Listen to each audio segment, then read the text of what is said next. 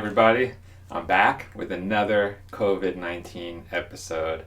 Yes, I know you might be getting tired of COVID-19 discussions, but every day there's something new and something interesting coming out, and I think this deserves a little bit of attention.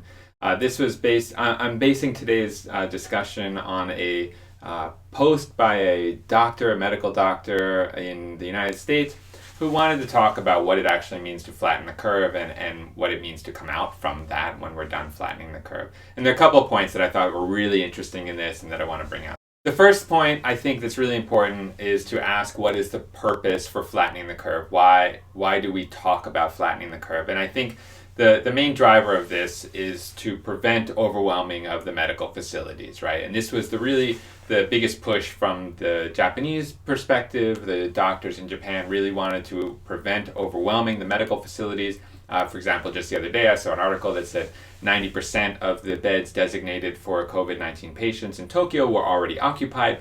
And this is exactly the problem that they want to avoid, right? They don't want to have too many people going to the hospitals being dealt with in terms of this infection, because it will cause an overload of the system and then unnecessary deaths will occur. And that's basically what flattening the curve means. Now, when we take a curve that's, a normal shaped curve, which is what we'd expect for the kind of virus progression, although the forward leading tail will be extended, it looks like a normal distribution, right? And so when we have this curve and it's really steep and it goes down, that's what a disease that's fast spreading and kind of everywhere would look like.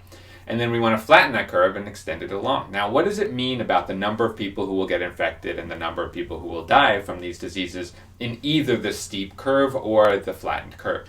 Now, the difference between these curves is actually only the number of people who would die unnecessarily if the system was overwhelmed.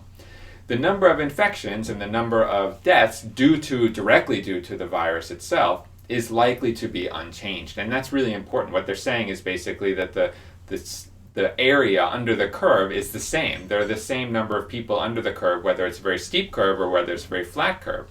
And this is very important because it gives us indication about how many people are likely to get sick and whether we can actually prevent people from getting sick by flattening the curve. And the answer that this doctor gives is no, we cannot prevent people from getting sick. The same number of people are likely to get sick whether we flatten the curve or not. The difference is whether we cause unnecessary deaths by overwhelming the medical system or not. The second point that the doctor makes is that we've sort of changed the narrative of flattening the curve. And instead of just preventing the system from being overwhelmed, the new framing, especially in the US media, has become, we're going to prevent deaths. And they think that flattening the curve is actually going to prevent people from getting sick. And as he discusses, that's not really the purpose of flattening the curve. And the point that they're making is that if we can do whatever we need to prevent any death, and that's very unlikely. It's very unlikely to prevent deaths from this virus. At some point that people are going to catch it, it's probably not going to go away. It spreads so easily and it's everywhere.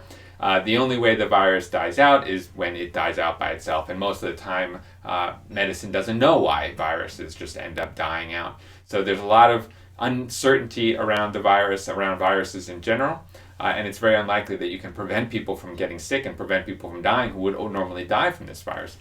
And the doctor goes through a various explanation as to why they believe that the number of deaths won't be significantly reduced no matter what we do. Even with antivirals or other medicines, it's very unlikely that a significant number of people would be saved given the amount of time that we provided, extra time that we provided due to flattening the curve. Another point that the doctor makes is that the tests really are problematic. The RNA test is only 70% sensitive, which means 30% of the positive cases are being diagnosed as negative based on the testing.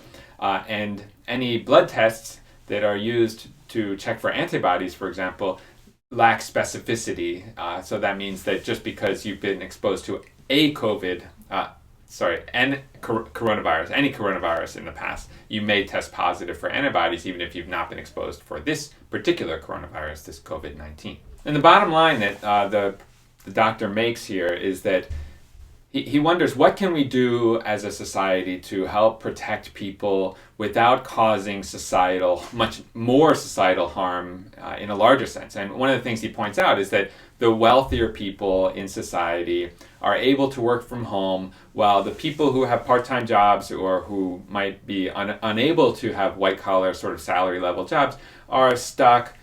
Contract workers, they might not get paid, they might not be able to work, they might not be able to work from home. And so you end up in a situation where lockdown policies are disproportionately affecting those who are maybe at the lower income scales or lower end jobs. Now, this is a bigger problem because not only are they maybe more susceptible to catching the disease, being in crowded spaces in inner cities and things like that, but then they also have maybe lack of healthcare access, and now you're taking away their job, their income abilities, and it becomes even more and more problematic. And so the question that he's asking is, what can we do to protect people without causing major societal harm? And he doesn't have an answer for that. I don't have an answer for that. But I do think that it's really important to remember that these kind of lockdown policies do have all other effects.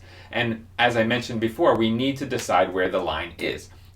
At what point will you say, this is too much, I'm not going to do this? And then the question becomes, again, how far do you go before we start affecting society and causing more harm with poverty and lack of food and lack of resources? As Elon Musk said, I know some people don't like him, but as he said, as I quote him, he said, if you don't make stuff, you don't have any stuff. This notion, though, that you can just sort of send checks out to everybody and things will be fine is not true. If you don't make stuff, there's no stuff. And we need factories, and we need food distribution plants, and we need these things working in order to produce goods and services for people around the world. Yeah. If you like this content, if you're interested in the video, please give a thumbs up. Please like the video, subscribe, ring the bell if you're interested in future videos. Leave your comments below. I'm happy to talk about anything that you have questions about or any other topics that you're interested in.